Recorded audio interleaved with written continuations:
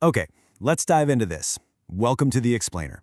Today, we are unpacking one of the most fascinating, complex, and, let's be real, lucrative systems in all of global sports, the Association Football Transfer Market.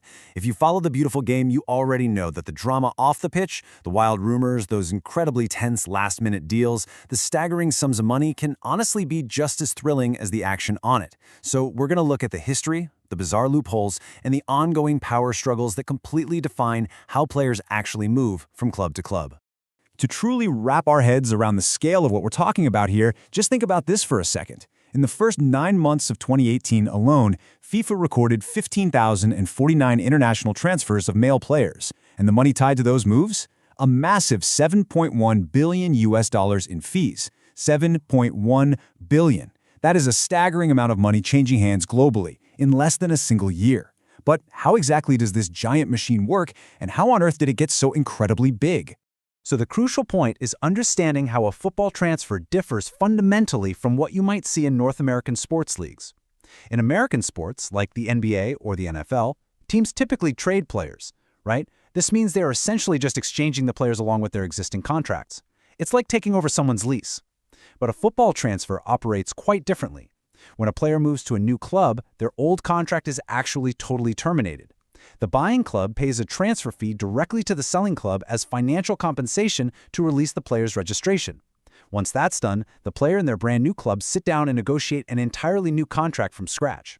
Section 1. The Club Era and the Retain and Transfer System. For decades, the system was absolutely tilted in favor of the clubs. It was designed to give them total dominance over their players, mainly to prevent a few ultra-rich teams from just hoarding all the talent. The whole concept traces back to England. After the Football Association officially recognized professionalism in 1885, they introduced a player registration system just to keep things under control. By the 1893 season, the Football League introduced what was called the Retain and Transfer System. And wow, this was highly restrictive. Once a player was registered with a club, he couldn't play for anyone else without that club's explicit permission. And here is the real kicker. This applied even if the player's contract had already expired. The club wasn't obliged to play him, they didn't even have to pay him a salary, but they could still legally hold his registration hostage.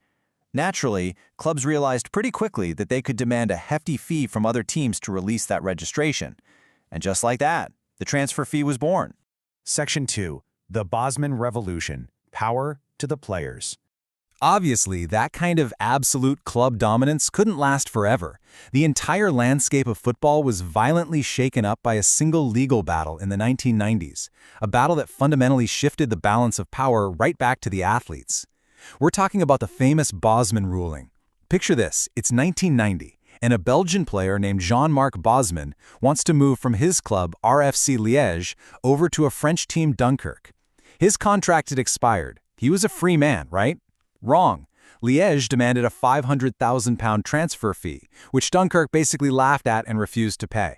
So Liège completely blocked the move, leaving Bosman in absolute limbo. Because he wasn't playing, his wages were slashed by 75%. Bosman decided he'd had enough, and he sued.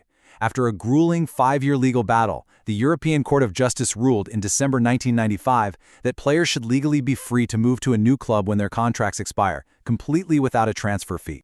Bosman effectively sacrificed the absolute peak years of his own career for this case. Looking back in 2015, he said, "I gave people rights. Now I think there may be a new generation of players who don't realize how lucky they are to be able to leave a club and join another. I am proud of the ruling because people will still be talking about it in years to come." And you know what? He hit the nail on the head. This legal victory paved the way for the modern free transfer, allowing massive superstars like Edgar Davids and Sol Campbell to move between fierce rivals without their old clubs receiving a single penny. It gave players incredible, unprecedented leverage to just demand massive signing bonuses and way higher wages. Section 3. Medicals, Loans, and Legal Loopholes. So with players suddenly gaining way more power and the financial stakes rising into the stratosphere, the modern transfer era gave birth to some truly bizarre obstacles and complex financial mechanisms. Imagine this, a multi-million-dollar transfer is happening, the clubs have agreed on the fee, the player has agreed on their crazy new weekly wage, the fans are literally waiting outside the stadium to welcome them. What could possibly derail the whole thing at the absolute last second? The dreaded medical examination. The sheer absurdity of why some of these massive deals have collapsed is just staggering. A medical thoroughly checks a player's joints, ligaments, heart, sight, the whole shebang. In 1971, Asa Hartford's record move to Leeds United was abruptly canceled due to a pin-sized hole in his heart.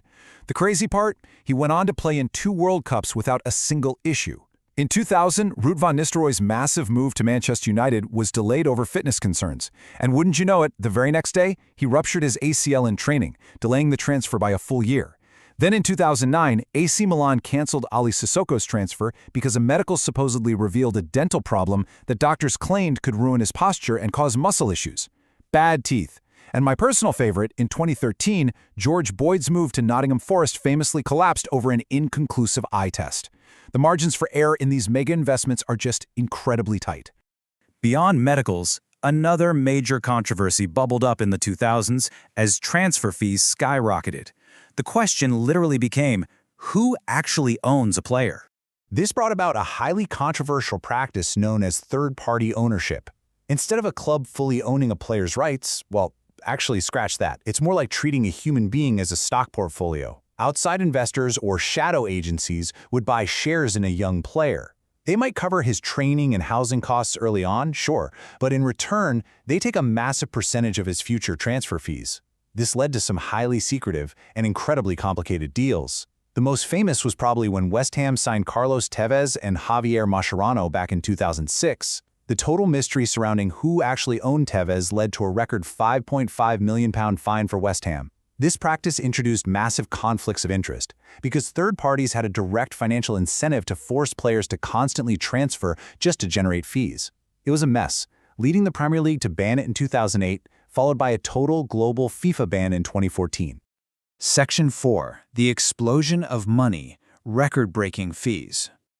Driven by massive television rights and global sponsorships, transfer fees have absolutely been driven into the stratosphere. Let's trace this timeline real quick because it's wild. The first player ever transferred for over £100 was Willie Groves back in 1893. In 1928, Arsenal became the first to pay a 5-figure fee for David Jack, and the amusing part of that story is that Arsenal's manager literally got Bolton's representatives drunk at a hotel bar to negotiate the price down. Fast forward to 1979, and Trevor Francis shatters the £1 million barrier. By 2001, Real Madrid was dropping $46 million for Zinedine Zidane, and then, in 2017, the market completely, irreparably shattered when Paris Saint-Germain triggered Neymar's buyout clause, paying Barcelona an astonishing €222 million. No drunken hotel bar negotiations could have lowered that one. Section 5. Following the money. Solidarity contributions. And this brilliantly illustrates a really important part of the puzzle.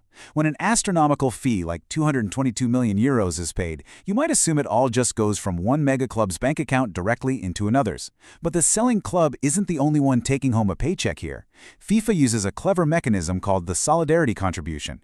Basically, to ensure grassroots and youth clubs actually survive, FIFA dictates that 5% of any international transfer fee is automatically deducted and distributed to the clubs that helped train and educate that player between their 12th and 23rd birthdays. So if a player moves for €100 million, a solid €5 million gets carved right out and sent back to the smaller academies that developed him. For a tiny youth club in South America or Eastern Europe, a sudden solidarity check from a superstar's mega transfer that can literally secure their entire financial future for a decade. Yet, despite all these highly structured mechanisms, the century-long tug-of-war for power is far from over. Just when you think the rules are totally settled, the system gets challenged all over again. In August 2024, the European Union's top court ruled on a case involving former player Lassana Diarra. They declared that some of FIFA's rules, specifically those requiring massive compensation when players end their contracts early, are actually incompatible with EU free movement laws. This is a real game changer. It could force FIFA to rewrite its transfer policies completely once again, potentially giving players even greater flexibility to just break contracts and switch clubs whenever they want. Which basically leaves us right here. We've seen a system evolve from clubs literally locking players down without pay, to players winning the right to free agency, all the way to billion-dollar transfer windows that are now being regulated by international courts. So I've got to leave you with this. In a world where a single player's contract rights can be bought for 222 million euros, but where legal rulings constantly push for total, unrestricted player freedom, who really holds the ultimate power in global football today? Is it the mega clubs writing those giant checks, or is it the players who can just decide to walk away? Thanks so much for exploring this explainer with us, and we'll see you in the next one.